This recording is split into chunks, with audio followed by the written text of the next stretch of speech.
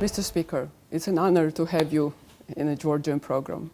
I am honored to be in the Georgian station, sending the ჩემთვის დიდი პატივია რომ ვიმყოფები ქართულ არხზე, რომელიც პოლონეთიდან მაუწყებლობს. ძალიან ვამაყობ, რომ პოლონეთი დღეს ქართველებს მსოფლიოს ნებისმიერ წერტილში თავისუფალ ინფორმაციაზე წვდომის შესაძლებლობას აძლევს. თავისუფალი საზოგადოება საქართველოში პირადად ჩემთვისაც და დარწმუნებული ვარ ყველა პოლონელისთვის ძალიან მნიშვნელოვანია. ამიტომ საქართველოს დემოკრატიის, თავისუფლების, დამოუკიდებლობისა და ტერიტორიული მთლიანობის მხარდაჭერა ჩემთვის და ჩემი თანამემამულეებისთვის უმნიშვნელოვანესი საკითხია. compatriots. ფიქრობ, ბევრმა ქართველმა იცის თქვენი წვლილი შესახებ საქართველოს დახმარებაში, მაგრამ მოდით დავუბრუნდეთ 2008 წლის ომს. მაშინ პოლონეთის სახელმწიფომ პირადად პრეზიდენტმა ლეხ კაჩინსკი და მთელმა პოლონურმა მთავრობამ ესეთი განსაკუთრებული მხარდაჭერა, ძალიან თამამი და ძალიან მამაცი მხარდაჭერა გამოხატა საქართველოს მიმართ და შეიძლება ითქვას, რომ პოლონეთის სახელმწიფო იყო ლიდერი მთელი საერთაშორისო საზოგადოების ამ პროცესში. როგორ ფიქრობთ, რა ქონდა მოტივი მაშინ პოლონეთის სახელმწიფოს? I think that the best description of the motives ფიქრობ, იმ მოტივების საუკეთესო აღწერა, რომლებიც მაშინ ჩვენს პოლიტიკას განსაზღვრავდა, იყო სიტყვები, რომლებიც გარდაცვლილმა პრეზიდენტმა ლეხ კაჩინსკიმ თბილისში წარმოთქვა. იმ დღეს ჩვენ პრეზიდენტ სააკაშვილთან და მსოფლიოს სხვა ლიდერებთან ერთად ვიყავით, როდესაც რუსული ტანკები თბილისიდან მხოლოდ 60 კილომეტრში იდგა. ჩვენ ქალაქში ვიყავით და კაჩინსკიმ თქვა: დღეს საქართველოა, ხვალ იქნება უკრაინა, შემდეგ ბალტიის ქვეყნები და ბოლოს ჩემი ქვეყანა, პოლონეთი. ჩვენ ყოველთვის გქონდა განცდა, რომ ქართველებს და პოლონელებს საერთო ისტორია გვაკავშირებს. ჩვენ ძალიან კარგად გვესმის, რამდენად მსგავსი იყო ჩვენი ბედისწერა რუსეთის ოკუპაციის პირობებში, რამდენად გავდა ერთმანეთს ოკუპაციისა და რუსიფიკაციის მცდელობები. მე ძალიან კარგად ვიცი, ისევე როგორც ამას კარგად აცნობიერებდა პრეზიდენტი კაჩინსკიც, რამდენად ღრმაა ისტორიული კავშირები ქართველებსა და პოლონელებს შორის. ჩვენ ვსწავლობდით იმ პოლონელი ოფიცრების ისტორიას, რომლებიც რუსეთის იმპერიის დროს საქართველოში მსახურობდნენ, ასევე მრავალი ქართველი ოფიცერი მსახურობდა პოლონეთში. ჩვენს ისტორიაში სრულიად უნიკალური ფაქტია, რომ ქართველები იმ ორ ერს შორის იყვნენ, რომელთაც უფლება ჰქონდათ ემსახურათ დამოუკიდებელი პოლონეთის არმიაში 1919-1920 წლებში, როდესაც ჩვენ საბჭოთა რუსეთს ვებრძოდით. მარშალმა იოზეფ პილსუდსკიმ ქართველებს მისცა უფლება პოლონეთის ჯარში ემსახურათ ისე, რომ პოლონეთისადმი ერთგულების ფიცი არ დაედოთ. მან თქვა: თქვენ საქართველოს ემსახურებით, ახლა საქართველოში ვერ იბრძვით, ამიტომ იბრძოლეთ პოლონეთის არმიაში, იმავე მტრის წინააღმდეგ, მაგრამ დარჩით ქართველებად, არც პოლონეთის მოქალაქეობის მიღებაა საჭირო. ეს მართლაც განსაკუთრებული ჟესტი იყო. ეს ყველაფერი აჩვენებს, რომ ჩვენი ურთიერთობების ფესვები ძალიან ღრმად არის ისტორიაში. ისტორია მნიშვნელოვანია განსაკუთრებით რუსეთისთვის. პუტინის დღევანდელი იმპერიალისტური პოლიტიკა სწორედ რუსეთის ისტორიულ ნარატივებს ეყრდნობა. მათი ინტერესები სწორედ მათი ისტორიის რუსულ ინტერპრეტაციას ეფუძნება. ისტორია მნიშვნელოვანია ჩვენთვისაც და ქართველებისთვისაც, რადგან ორივე ერი საკუთარ ისტორიას განსაკუთრებულად უფრთხილდებით. საქართველო მსოფლიოს ერთ-ერთი უძველესი ქვეყანაა, ერთ-ერთი უძველესი ქრისტიანული სახელმწიფო და მისი კულტურა რუსეთის კულტურაზე გაცილებით ძველია. ქართველები და პოლონელები გეოგრაფიულად მეზობლები არ ვართ, მაგრამ სულიერი მეზობლები ვართ. ძალიან გავართ ერთმანეთს.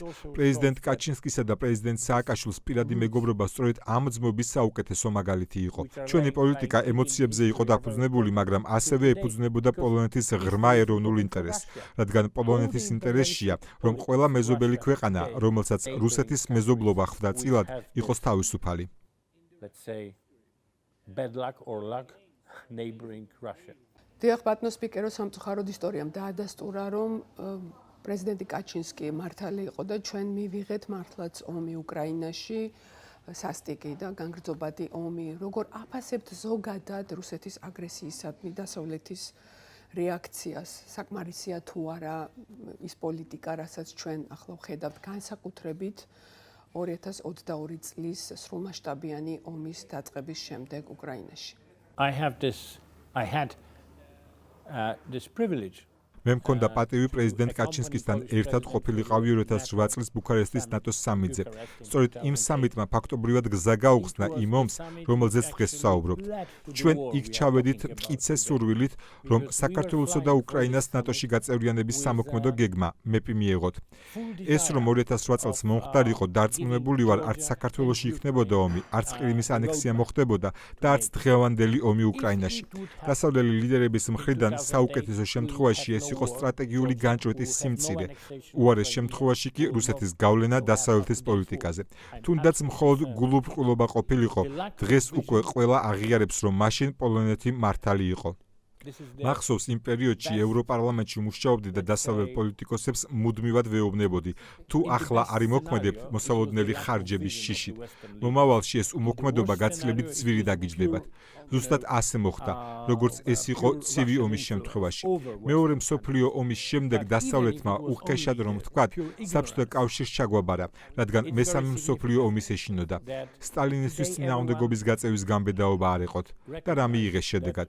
45 წლიანი ცივი ომი, რომელიც დასავლეთს გაცილებით ძვირი დაუჯდა, ვიდრე მაშინ საბჭოთა კავშირის ექსპანსიის შეჩერება დაუჯდებოდა.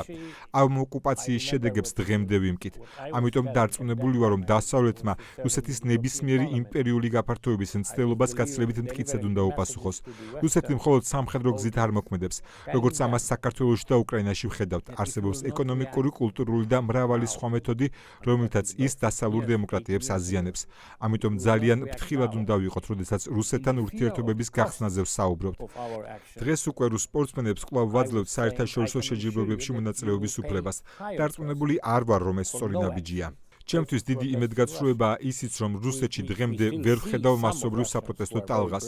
რა თქმა უნდა, არსებობენ ძალიან მამაცი ადამიანები, რომლებიც პუტინის რეჟიმს უპირისპირდებიან და ჩვენს სრულ მხარდაჭერას იმსახურებენ, მაგრამ ეს მოძრაობები მასობრივი არ არის. It has not a massive character. მაგრამ დამეთანხმებით, რომ ჩვენ ხედავთ პროტესტის გაგრძელება საქართველოში, ეს არის უწყვეტი პროტესტი, რომელსაც ჩვენ ყოველ დღე ვხედავთ თბილისის და საქართველოს სხვა ქალაქების ქუჩებში, მაგრამ როგორც ჩანს, რაღაც არ არის საკმარისი. თქვენ ბრძანეთ, რომ იყავით 2 წლის წინ საქართველოში და საქმის გულში ხართ, რა ხდება მთლიანად ქვეყანაში.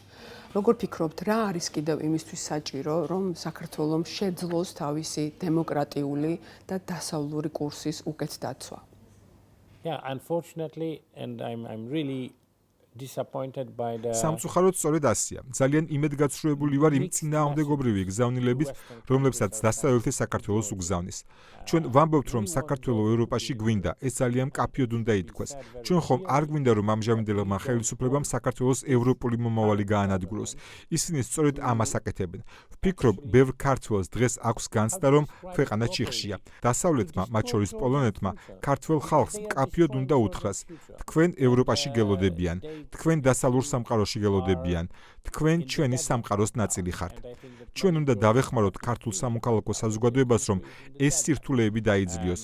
ჩვენ საქართველოს ომის დროს სწორედ იმიტომ დავეხმარეთ, რომ ქართველ ხალხს ქონოდა ისეთი მშვიდობიანი, თავისუფალი და ღირსეული ცხოვრება, როგორიც ჩვენ გვაქვს. ქართველები ამას იმსახურებენ. საქართველოს წარმატებისთვის ყველაფერი აქვს: უნიკალური ხალხი, სამზარეულო, ბუნება, კულტურა. გულწრფელად რომ ვთქვა, მე თქვენი ქვეყანა ძალიან მიყვარს. ხედავთ, რამდენი პოლონელი ტურისტი ჩამოდის საქართველოში. 20-25 წლის წინ, როდესაც საქართველოზე პოლონეთში საუბრობდით, თითქმის არავინ იცოდა, სად იყო საქართველო. დღეს კი პირდაპირ ავიარეისების წყალობით საქართველოში პოლონელი ტურისტების უზარმაზარი ნაკადი ჩადის.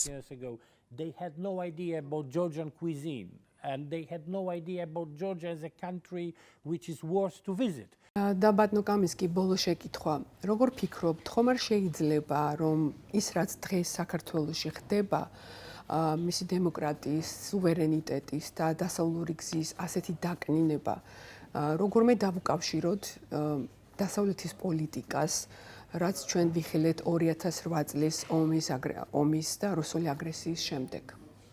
I think that this is the combination of the weakness of the West ფიქრობ ეს დასავლეთის სისუსტის შედეგია, რომელიც არამხოლოდ 2008 წლის ომის დროს გამოჩნდა, არამედ მოგვიანებითაც, როდესაც საქართველოს ხელისუფლება თუნდაც ასუსტებდა დემოკრატიას, ზღუდავდა სამოქალაქო საზოგადოების უფლებებს, რამაც საბოლოოდ გაყალბებულ არჩევნებამდე და ქვეყნის მძიმე პოლიტიკურ კრიზისამდე მიგვიყვანა.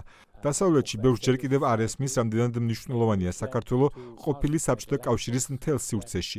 რუკაზე საქართველოს შეიძლება პატარა ქვეყნად მოჩანს, მაგრამ იმ ხალხისთვის, ვინც საბჭოთა კავშირში ცხოვრობდა, საქართველოს სრულიად განსაკუთრებული ქვეყანაა. მისი მნიშვნელობა ბევრად აღემატება მის გეოგრაფიულ ზომას. ყველა მიცის, რომ საქართველოს რუსიფიკაციის წინააღმდეგ კულტურული წინააღმდეგობის ერთ-ერთი მთავარი სიმბოლოა. ეს ყველას ესმის. საბჭოთა პერიოდში საქართველოს კულტურული თვალსაზრისით ალბათ ყველაზე ნაკლებად რუსიფიცირებული რესპუბლიკა იყო. რა თქმა უნდა, ენაზე ახლა არ ვსაუბრობთ, ეს ცალკე საამაყო თემაა, მაგრამ კულტურულად საქართველოს ყოველთვის მკვეთრად განსხვავდებოდა რუსეთისგან. Thank you very much. Thank you for everything what you've done for our country. I would like to do more. Believe me. Thank you.